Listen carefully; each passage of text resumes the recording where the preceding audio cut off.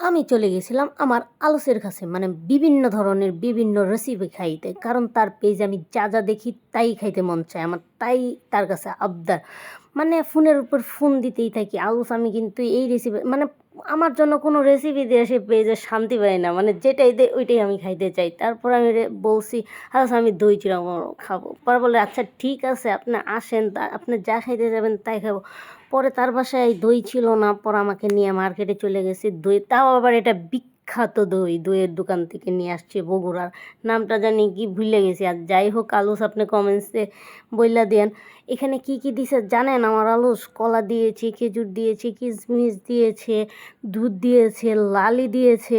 তারপর তারপরে এই যে মিক্সড করতেছে আমার আলুস, মিক্সড করতেছে, এত মজা হয়েছে এই রেসিপিটা। মানে আপনারা যদি না খান তাহলে আপনাদের জীবনই মানে বৃথা। মানে আমার আলুসের হাতের এই দই চিড়ার এই রেসিপিটা এত মজা ছিল। তারপর অবশেষে আমি খেয়েছি মাঠা, মানে মাঠাটাও তার হাতের এত মজা, মানে ভাবা যায় নাই। যাই হোক, আল্লাহ হাফেজ, এটাই বাস্তব। I love you.